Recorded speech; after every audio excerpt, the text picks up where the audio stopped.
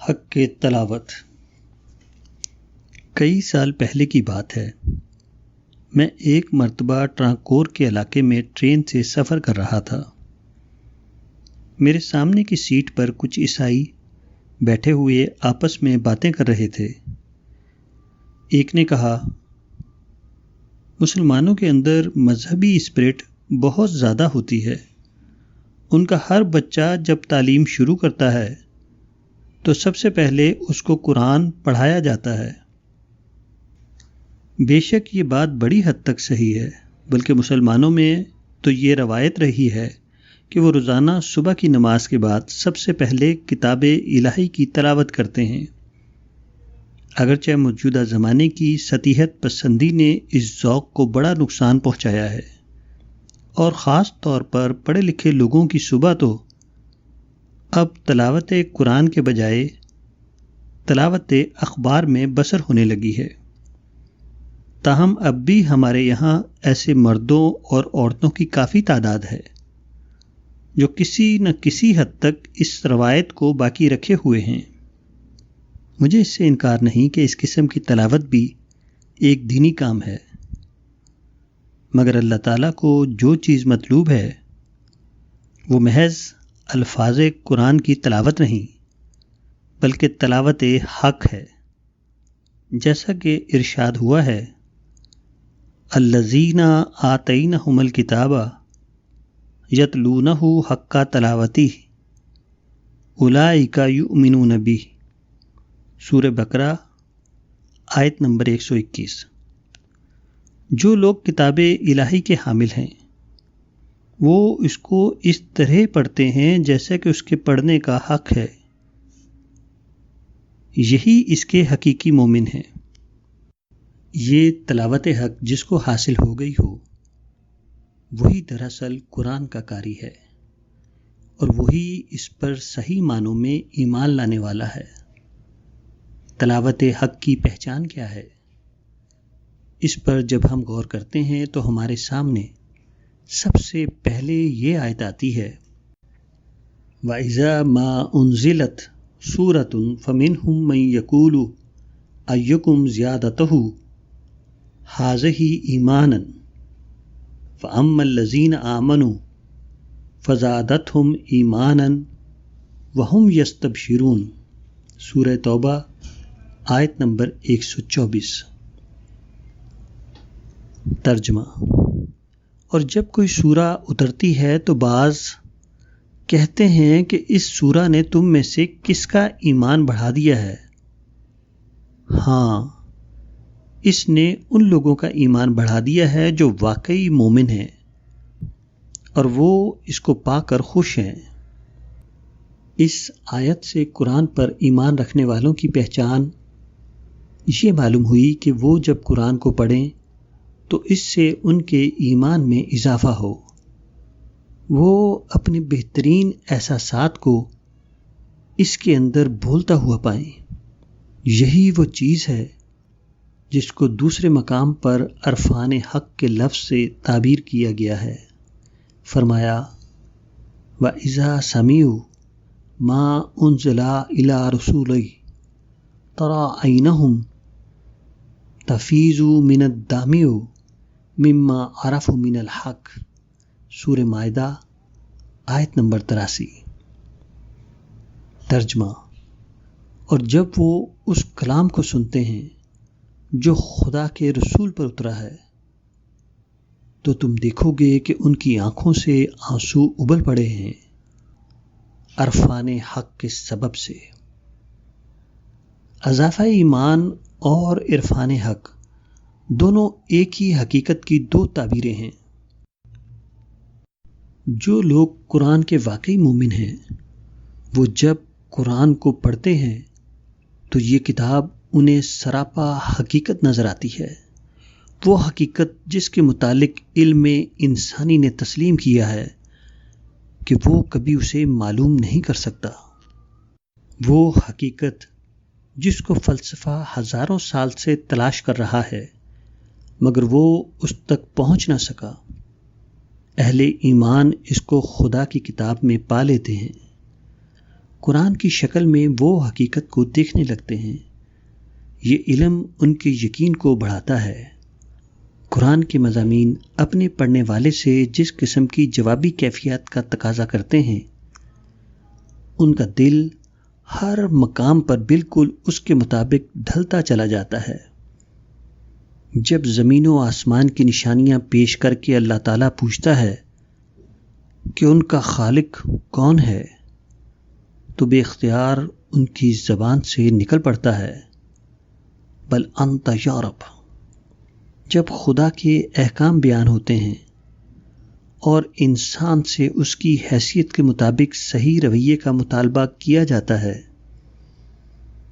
تو وہ پکار اٹھتے ہیں، ربنا آمنا فاکتبنا مع الشاہدین۔ قرآن کو پڑھتے ہوئے دل کے اندر یہ یقین ابھرنا چاہیے کہ یہ خدا کا کلام ہے۔ جس مطالعے سے یہ کیفیت حاصل نہ ہو وہ اندھے بہرے کا مطالعہ ہے۔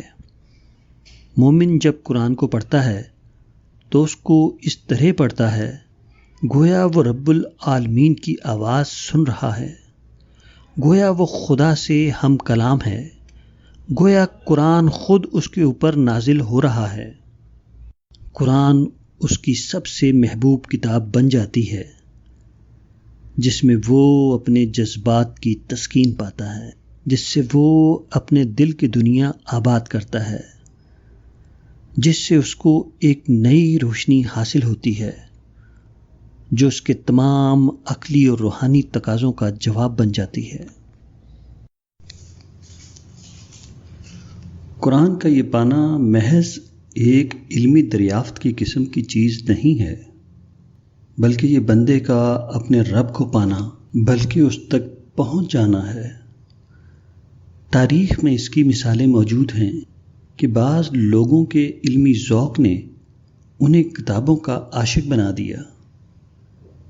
اس کی بھی بہت سی مثالیں ملیں گی کہ کسی فلسفی یا مفکر کی تصنیفات نے لوگوں کو اتنا متاثر کیا کہ وہ بالکل اس کے مومن ہو گئے۔ مگر خدا کی کتاب کا معاملہ اس قسم کے واقعات سے بالکل مختلف ہے۔ یہ کائنات کے خالق و مالک کی کتاب ہے اور ہم اس کے حقیر بندے ہیں۔ اس نسبت کا قدرتی تقاضا ہے کہ قرآن سے ہمارا تعلق محض علمی تعلق نہ ہو، بلکہ وہ بندے اور خدا کا تعلق بن جائے۔ ہم جب قرآن کو پڑھیں تو ہمارے اوپر وہ ہیبت طاری ہو جو کائنات کے فرما روا کا حکم سن کر اس کے ایک عاجز غلام پر طاری ہونی چاہیے۔ اس کو پڑھتے ہوئے ہمارا دل پگھل جائے، ہماری آواز پست ہو جائے، ہمارا پورا وجود سراپائے عجز و نیاز بن کر اس کے آگے جھک جائے، جیسا کہ ارشاد ہوا ہے، اللہ الذی نزل احسن الحدیث کتابا متشابہا مثانی تقشعر منہ جلود الذین یخشون ربهم ثم تلین جلودهم وقلوبهم الی ذکر اللہ۔ سورہ زمر آیت نمبر 23۔ وہ اللہ جس نے یہ بہترین کتاب اتاری ہے، جس کی باتیں آپس میں ملتی ہوئی دہرائی ہوئی ہیں، اس کو سن کر ان لوگوں کے بدن کانپ اٹھتے ہیں جو خدا سے ڈرنے والے ہیں، پھر ان کے دل اور ان کے جسم خدا کی یاد کی طرف جھک جاتے ہیں۔ اس سے معلوم ہوا کہ قرآن خدا سے ڈرنے والوں کے لیے کپ کپی پیدا کر دینے والی کتاب ہے۔ اس کو سن کر ان کے بدن کے رونگٹے کھڑے ہو جاتے ہیں، وہ انہیں خدا کی طرف مائل کرتی ہے، وہ انہیں ذکر الہی میں غرق کر دیتی ہے۔ وہ جب اسے سنتے ہیں تو ان کے قلوب پگھل کر آنکھوں کے راستے بہنے لگتے ہیں۔ قرآن کو سننے یا پڑھنے کے وقت دل کے اندر خدا کی یاد اور خشوع پیدا ہونا چاہیے۔ ایسا نہ ہونا اس بات کا ثبوت ہے کہ آدمی کساوت قلب کی بیماری میں مبتلا ہو چکا ہے۔ یاد رکھیے، قرآن سے نا آشنا صرف وہ لوگ نہیں ہیں جن کے لیے یہ کتاب مہجور بن گئی ہے، جنہوں نے قرآن کو اس طرح پس پشت ڈال دیا ہے گویا کہ وہ اسے جانتے ہی نہیں، گویا ان کی زندگی سے اس کا کوئی تعلق نہیں ہے، بلکہ وہ شخص بھی قرآن سے محروم ہے جس کے لیے یہ کتاب صرف خوش الحانی کے لیے موضوع الفاظ مہیا کرتی ہے، جس کے لیے وہ محض علمی غور و بحث کا موضوع ہو، جس کے لیے وہ حوالے کی کتاب ہو، جس کو وہ تحریر و تقریر کے وقت الٹ پلٹ کر دیکھ لیتا ہو۔ یہ عین ممکن ہے کہ ایک شخص نے ہزاروں انسانوں کے درمیان صرف قرآن کی بنیاد پر اپنی شخصیت کا سکہ بٹھا رکھا ہو، مگر وہ قرآن کی نعمت سے محروم ہو۔ اسی طرح اگر آدمی زبان و قلم کے ذریعے قرآن کے اسرار و معارف بیان کر رہا ہو، مگر اس کی اپنی زندگی ان حقیقتوں سے خالی ہو، تو یہ بھی خدا کی کتاب سے محرومی کی ایک قسم ہے۔ دوسروں کو کتاب الہی کا درس دینا اور خود نسیان میں مبتلا رہنا قرآن سے تعلق نہیں، بے تعلقی کا ثبوت ہے۔ اگر کسی نے لغت اور نحو کی مدد سے الفاظ قرآن کو حل کر لیا ہو تو اس کے معنی یہ نہیں ہے کہ وہ قرآن کو بھی پا گیا ہے۔ قرآن کو پانے والا صرف وہ شخص ہے جس نے اپنے سینے کی دھڑکنوں میں اس کو بولتے ہوئے سنا ہو، جس نے ان حقیقتوں کو اپنی آنکھوں سے دیکھا ہے جن کا قرآن میں ذکر ہے، جس نے اس کو اس طرح پڑھا ہے گویا وہ خود اپنے اندر چھپے ہوئے صحیفے کو زبان سے دہرا رہا ہے۔ یاد رکھیے، حقیقت کو پانے والا صرف وہ ہے جس نے اپنے دل کی کتاب پر اس کو لکھا ہوا پایا ہے۔ جس نے صرف لفظی تشریحات کے ذریعے سے جانا ہے، اس نے حقیقت کو ابھی تک پایا ہی نہیں۔ بل ہوا آیات بینات فی صدور الذین اوتوا العلم، سورہ عنکبوت آیت نمبر 49۔ قرآن کیا ہے؟ وہ کھلی ہوئی آیتیں ہیں جو ان لوگوں کے سینوں میں ہیں جو معرفت رکھتے ہیں۔ قرآن کی جو صفتیں بیان کی گئی ہیں وہ اس لحاظ سے بڑی اہمیت رکھتی ہیں۔ یہ صفتیں بتاتی ہیں کہ قرآن کے وہ کیا کیا پہلو ہیں جن کا ہماری زندگی میں شامل ہو جانا ہمارا خدا کو پا لینا ہے۔ قرآن کو پانے والا وہ ہے جس کی مردہ روح کو قرآن سے زندگی ملی ہو، جس کے لیے وہ دل کے زنگ کو دور کرنے والی کتاب ہو، جس کے لیے وہ نور بن گیا ہو، جس کی روشنی میں وہ چلتا ہو۔ قرآن کو ان لوگوں نے پایا ہے جن کا حال یہ ہے کہ جب وہ اسے پڑھتے ہیں تو ان کے دل دہل اٹھتے ہیں اور وہ اپنے آنسوؤں سے اس کا استقبال کرتے ہیں۔ ان کی شخصیت صاحب قرآن کے آگے سجدہ ریز ہو جاتی ہے۔ یہی وہ علامات ہیں جو بتاتی ہیں کہ آدمی کو قرآن کی تلاوت حق نصیب ہوئی ہے یا نہیں، اور اس نے فی الواقعہ خدا کی کتاب کو پا لیا ہے یا وہ ابھی تک اس سے محروم ہے۔ اذا تتلی علیہم آیات الرحمن خروا سجدا او بکیا، سورہ مریم آیت نمبر 58۔ ترجمہ: جب اللہ کی آیتیں انہیں سنائی جاتی ہیں تو وہ روتے ہوئے سجدے میں گر پڑتے ہیں۔ یہاں ایک بات اچھی طرح سمجھ لینی چاہیے، یہ دنیا امتحان کی جگہ ہے۔ اس کا مطلب یہ ہے کہ اس کی تمام چیزوں کو اس ڈھنگ پر بنایا گیا ہے کہ ایک ہی چیز سے آدمی نصیحت بھی حاصل کر سکتا ہے، اور وہی بیک وقت اس کے لیے فتنے میں پڑنے کا بھی ذریعہ ہے۔ ٹھیک یہی حال خدا کی کتاب کا بھی ہے، جیسا کہ فرمایا کذالک یضل اللہ من یشاء ویہدی من یشاء، سورہ مدثر آیت نمبر 31۔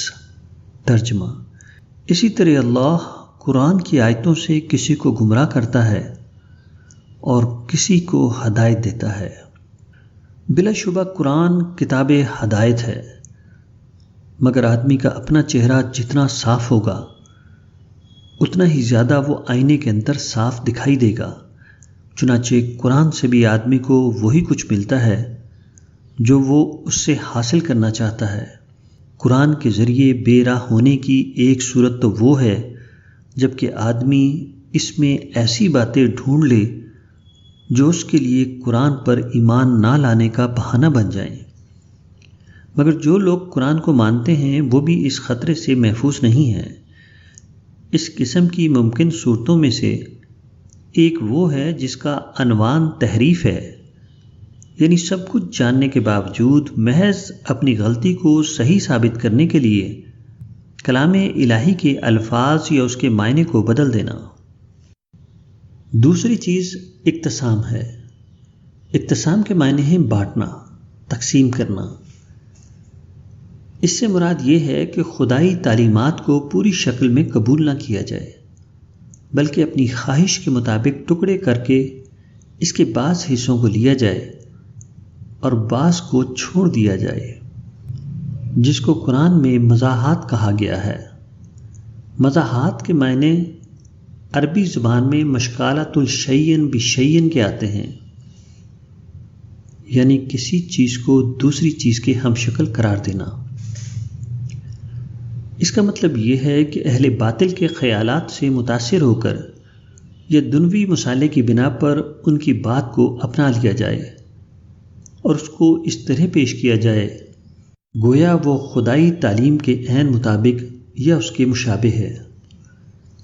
جہاں تک پہلی صورت تحریف کا تعلق ہے، اس کی بنیاد مکمل طور پر بدنیتی کے اوپر قائم ہے اور ہم سب لوگ اس کی برائی سے اچھی طرح واقف ہیں، مگر دوسری اور تیسری صورت کا معاملہ اس سے مختلف ہے۔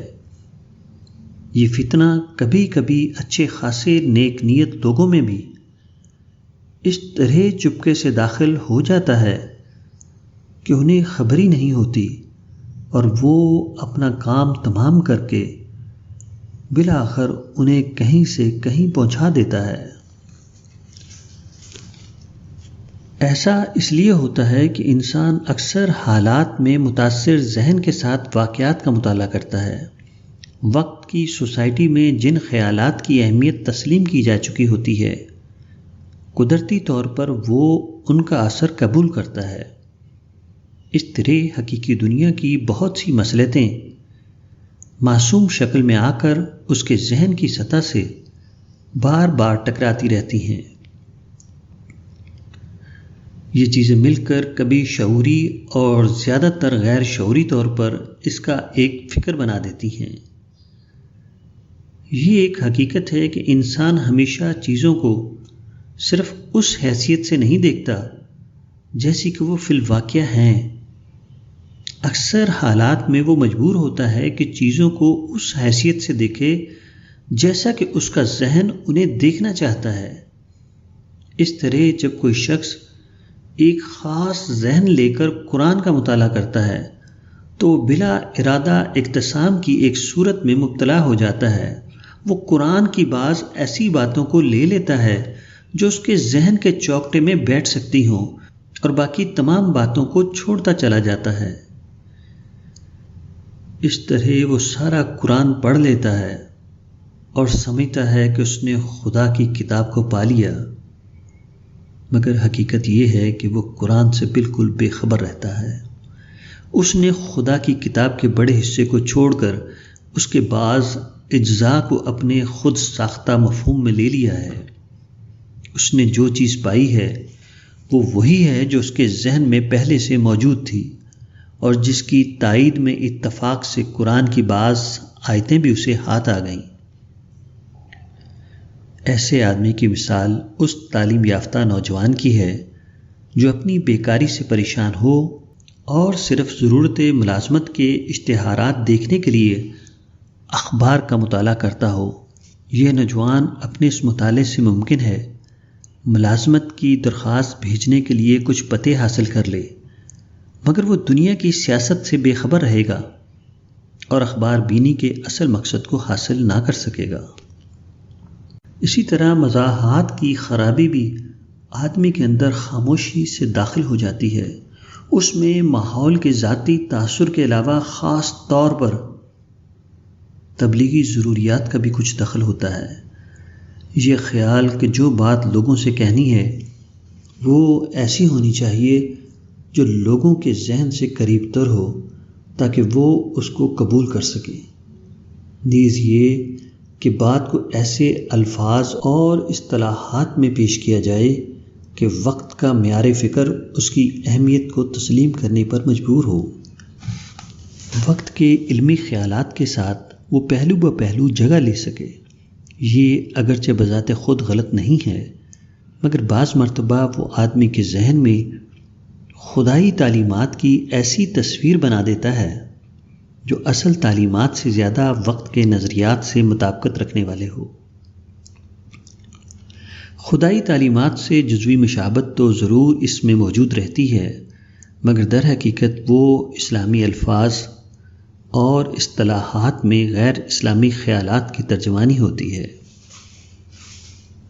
اگر بیجا جسارت نہ ہو تو میں عرض کروں گا کہ تصوف جو ایک رائے کے مطابق یونانی لفظ تھیوسوفیا کی تعریب ہے، وہ بھی اسی نوعیت کا ایک واقعہ ہے جو دوسری صدی ہجری کے نصف آخر میں محض خارجی اثرات کے تحت اسلام کے اندر داخل ہو گیا۔ ہمارے قدیم بزرگ جب اسلام کا پیغام لے کر عرب کے باہر دوسرے ملکوں میں گئے تو انہوں نے اپنے آپ کو ایک ایسی دنیا میں پایا جہاں کچھ مخصوص افکار و اشکال لوگوں کے ذہن پر چھائے ہوئے تھے، اور مذہب اور مذہبی زندگی کا تصور ان کے بغیر نہیں کیا جا سکتا تھا۔ یہی نہیں بلکہ ان افکار و اشکال کی پشت پر ایک زبردست فلسفہ بھی موجود تھا۔ ان چیزوں نے کچھ دعوتی مصلحت اور کچھ انفعالی تصور کے تحت ہمارے بزرگوں کو آمادہ کیا کہ وہ اسلام کو اس رنگ میں پیش کریں جس سے لوگ پہلے سے مانوس ہیں۔ اس طرح نبوت کے تقریباً 200 سال بعد اسلام کی مت تصوفانہ تعبیر ہماری تاریخ میں داخل ہو گئی۔ اب قدیم روحانی انداز میں سوچنے کا زمانہ ختم ہو رہا ہے اور ہم ایک ایسی دنیا میں سانس لے رہے ہیں جب کہ ہر طرف معاشی اور سیاسی تحریکوں کا زور ہے۔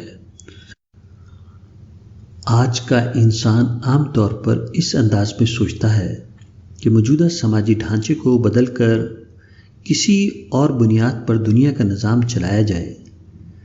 یہ اسی قسم کا ایک نیا فتنہ ہے جس سے ہمارے پیشروؤں کو سابقہ پیش آیا تھا۔ وہ اگر تعمیر روحانیت کا فتنہ تھا تو یہ تعمیر مادیت کا فتنہ ہے۔ اب اگر ہم نے اس فتنے کو نہ پہچانا اور اس سے اپنے ذہن کو محفوظ رکھنے کی کوشش نہ کی